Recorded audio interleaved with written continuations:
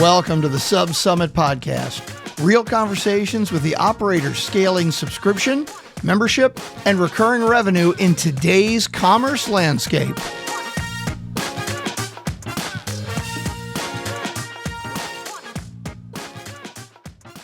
So Susan Black is the founder and CEO of Wowzitude, a live virtual travel and learning platform that's grown to more than 2 million subscribers worldwide. Incredible. What started as an interactive walking tour has evolved into a global community powered by AI, live experiences, and surprisingly lean team. How many are on your team? Well, in terms of the humans on our team, we have 3 of us who are full-time. Okay.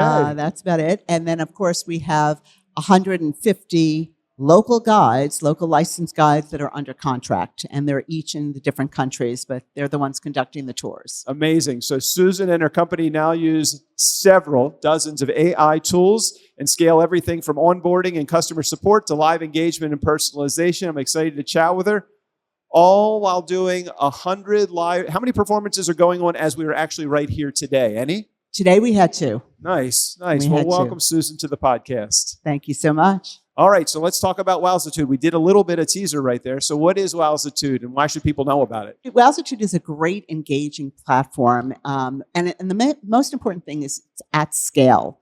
What surprises most people is that we have between 10 and 12,000 people on each of our 1-hour live stream tours, and they're all interactive.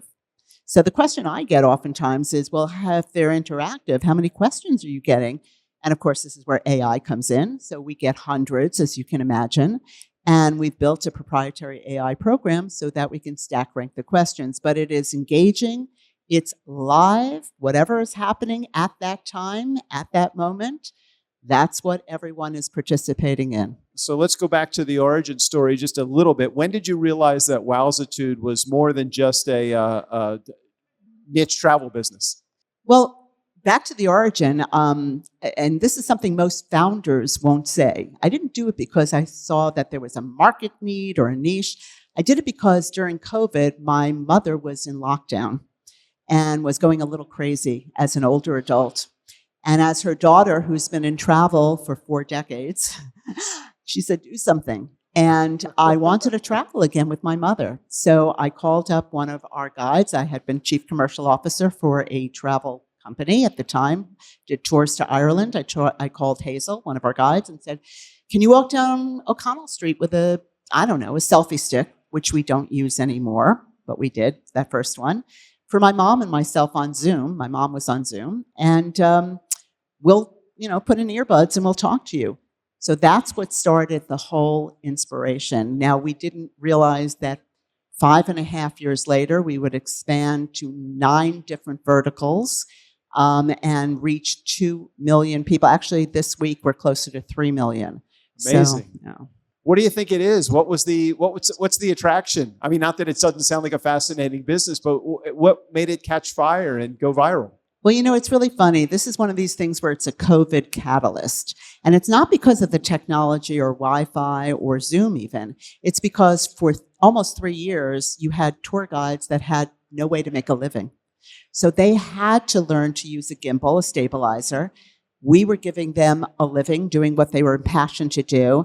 And afterwards, all of these people, some who couldn't travel because of mobility issues or because of finance, and even more interesting, those who were planning to travel and wanted to have an authentic experience, not see a B-roll, but really be able to ask questions, go on a trip, see hidden gems, Ljubljana, Tbilisi, places they may not have known about.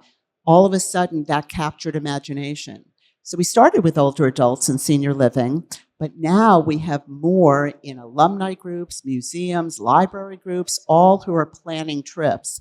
And it really caught fire. And I think a big part of it is the authenticity. At what point did you realize it was as much about the connection and the community as it was the travel experience? From day one. Because you had people laughing together and talking together. And we developed something called a trip kit early on, so that I call it book club without the book. We had questions that people could talk about afterwards. What was your favorite part? What did the food seem like? Do you make that at home? And now it's a 10-page trip kit with books, movies, recipes. We really built it into a community that people could enjoy with friends and family or as a group or on their own. Tell me, just so maybe we can take a deeper dive into the deliverables. So you actually have a physical tour guide at a specific location. They could be in Italy or they could be somewhere locally, and they're walking someone virtually through the tour. And it's just like you were there, except you're not physically there. Well, you are there. You're just there on the other side of a computer. And if we could ever figure out smell-o-vision, that would be great. We haven't yet. But it is absolutely live. We have had everything happen. And yes, we do tours in the rain.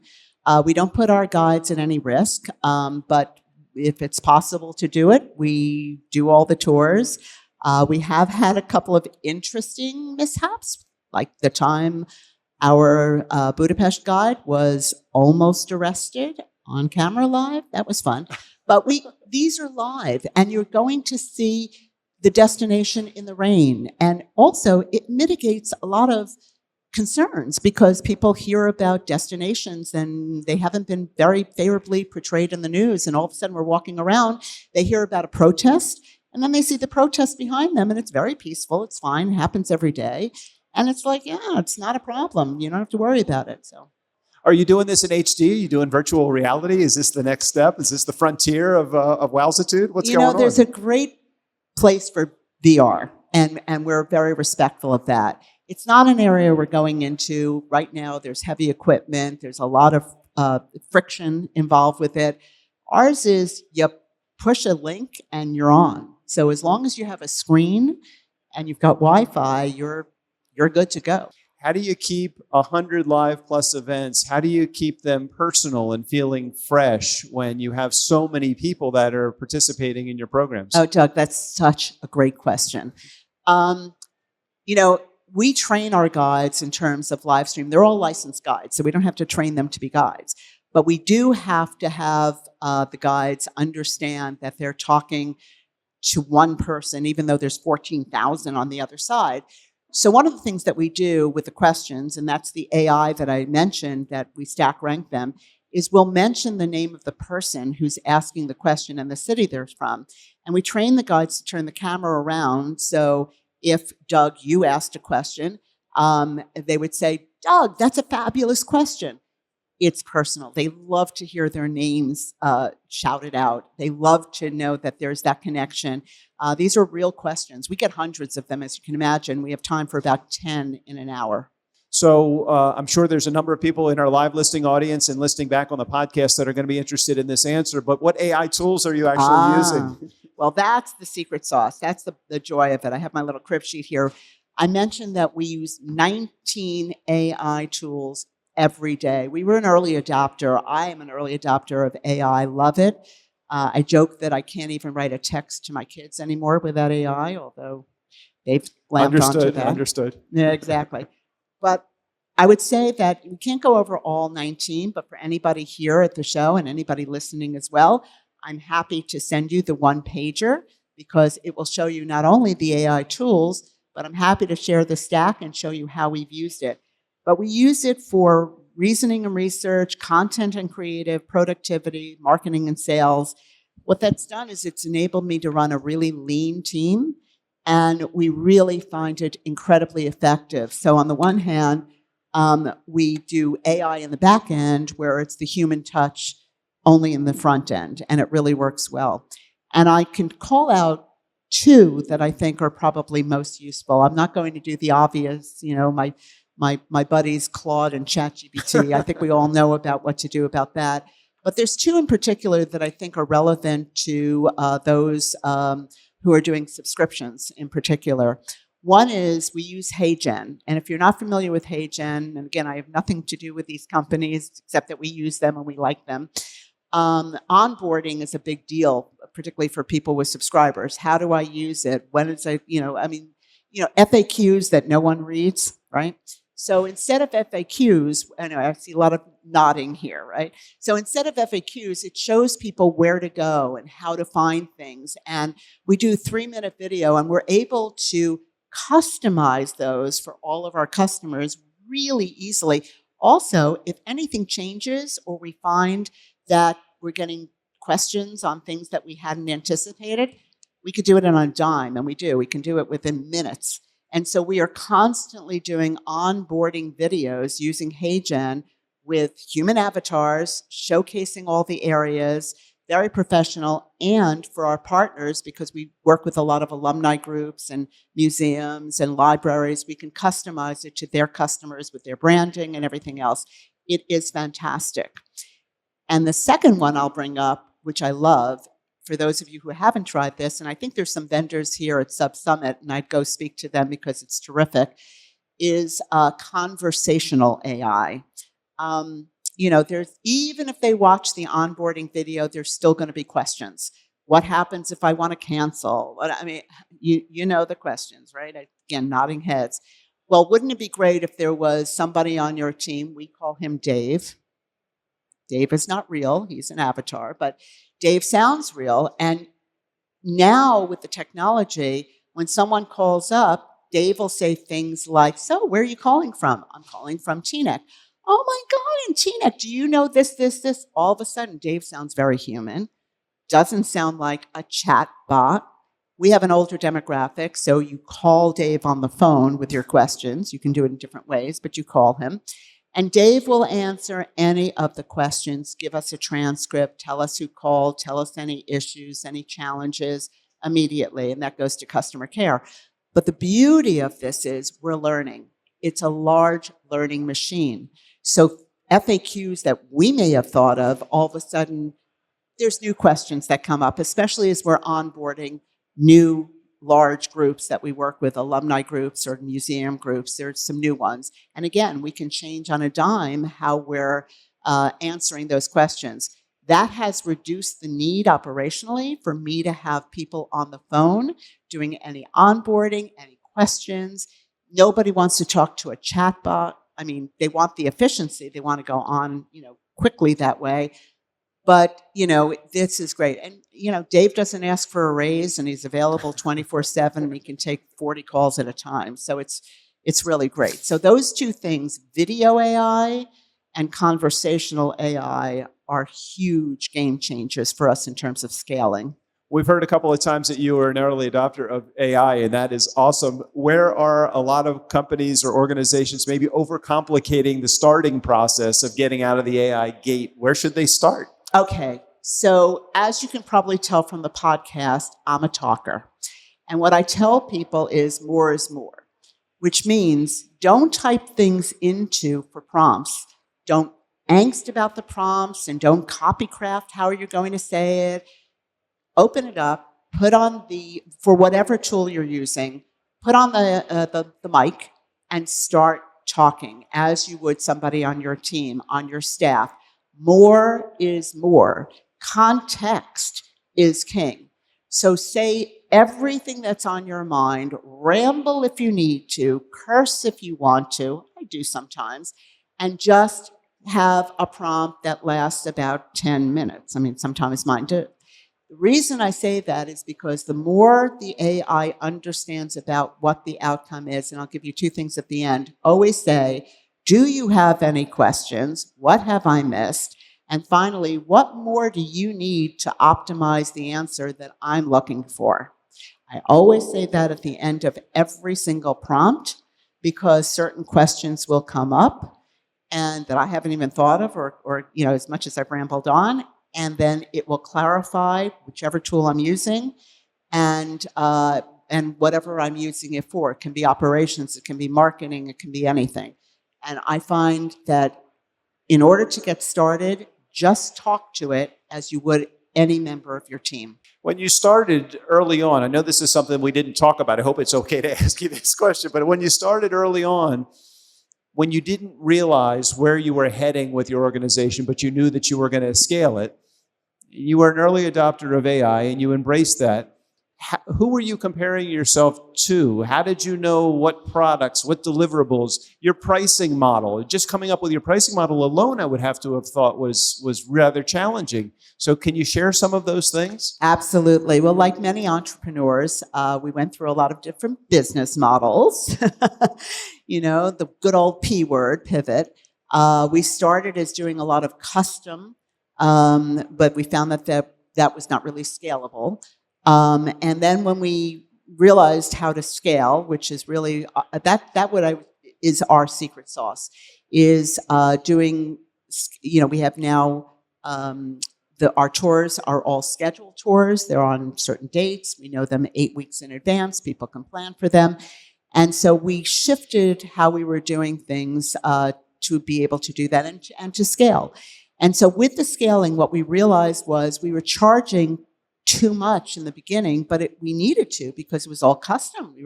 It was very labor intensive, as you can imagine, between the guides and the scheduling. And oh my God, it was a nightmare.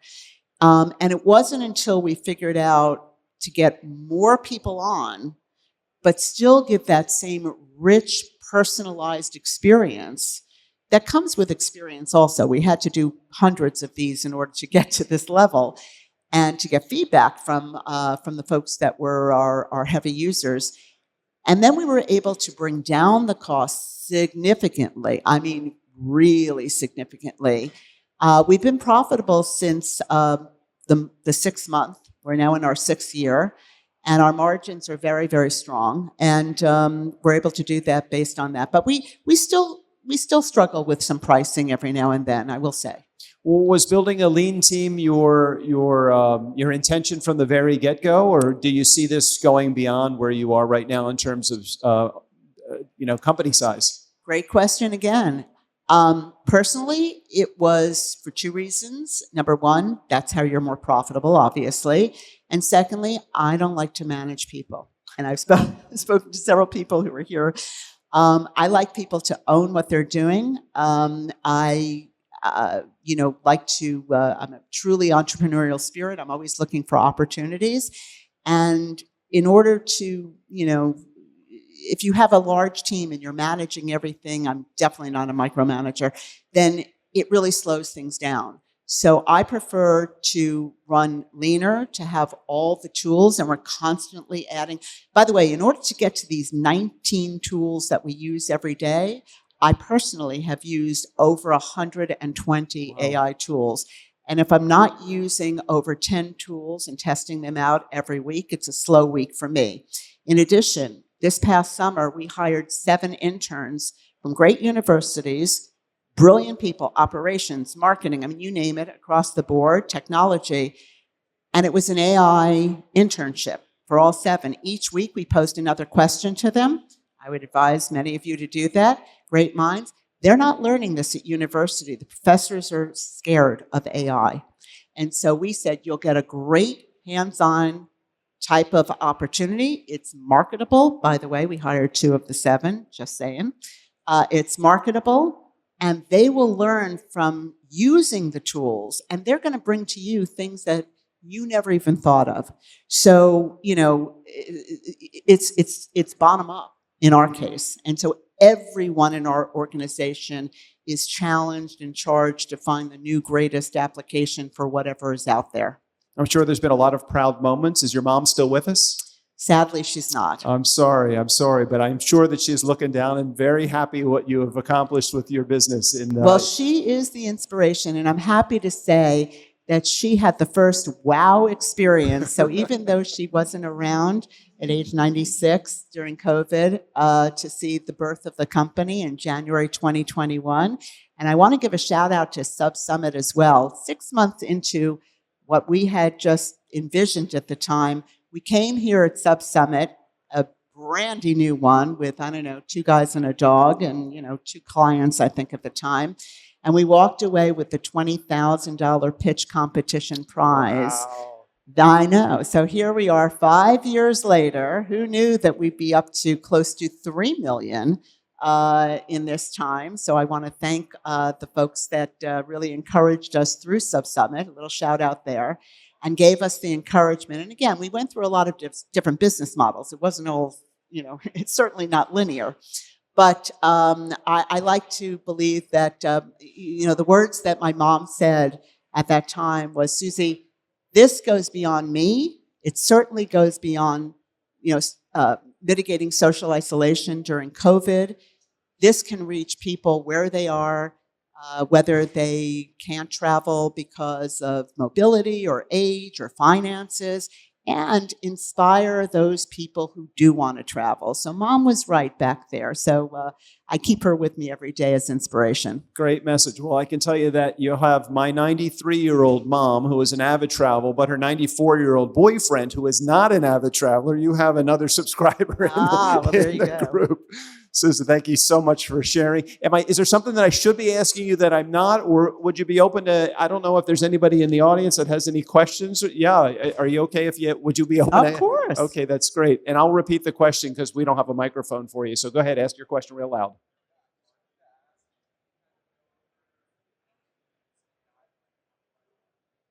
Okay, so the question is, how can you use AI to optimize marketing? She's going to look in her phone and she's going to find the 17 AI tools that she uses. I'm going to tell you the 3 yes. She puts on her glasses. Okay, so we use for marketing and sales a couple of things. First of all, we use MailChimp Intuit Assist. That helps with our email content, predictive segments, all sorts of things there. I've got a whole list of that. For our CRM, we use HubSpot Breeze. And that is very cool, the CRM intelligence, and again, with email. Stripe Radar, shout out to my friends at Stripe, love that, for fraud detection with AI and all the rest of that. And in terms of other marketing, I do use the tools, certainly ChatGPT, Claude. I play one against the other. I ask them about, like, so what's the pros and cons? And by the way, I name names. I'm like, ChatGPT told me this. What do you think, Claude, right? Believe me, there is, it's weird. I know they're machines, but there's power in competition. There's power there. So I asked them to tell me what they like about it, what they don't like about it, what the gaps are, what they would change things, and whether it's marketing copy. And then I always say, so how do we optimize that? And who's the right audience? And what should I expect? And by the way, that's the other thing. I'm really glad you asked that question, because any type of AI for any of the tools is a dialogue. If you ask it once and get an answer, you're not using AI right. That's called search. Go to Google or any of the others. It usually takes me a good half hour to an hour when I'm doing marketing to go back and forth, because I'll think of, who is the audience? And again, always challenge them. Here's the other thing. They're very agreeable, these guys. Okay, very. Oh, you're brilliant. Oh my God, best marketer I ever heard. All right, great. You have to also train them to say, push back. Tell me things that I'm not thinking about when it comes to marketing. What is the unintended consequence of this doing? Because you can fall into traps, and you need to have them challenge you. So a dialogue is in order. Perplexity is fabulous too. I know a lot of these are for research mainly, but they are fantastic as marketing tools. And if you haven't tried ChatGPT's new, and it is pretty new, graphics, which is light years ahead of anything that was there before, oh my God. It is super great, a little scary, super great, but we get photographs, for example, of our guides, of our live guides, and we put them on the site, and they look kind of And now I say, put them with a gimbal, and they're showing Tuscany behind them, and they're smiling, because you'd be surprised the pictures we get. Now, to protect myself, marketing, I make sure that we go to the guides and ask their permission of this thing, because, hello. And all of them are like, where'd you get that picture? We love it. Can we use it? Go ahead. So try the graphics there. It also does video. And again, same thing with HeyGen, we use unbelievably for marketing. We lean into HeyGen all the time. You can create videos on the fly in minutes, and it is fantastic. So nobody reads anymore. Nobody likes FAQs. Everybody hates email. But if you can send a small snippet, Opus Clips is another really good tool that we use for video. It will also optimize for search engines. It really works in SEO, and it'll see in your clips which is the most engaging. I mean, I could go on and on, but really there's a lot of great AI tools now out there beyond just having it writing for copy that you can really use AI for. Susan's not just keeping it real, but she's kicking ass also along the way. So thank you, Susan, for being on the show. And can we give Susan a round of applause for being such a great sport, great attitude, and wonderful personality. Thanks for sharing on the show today. Thank you so much, Doug. Appreciate it.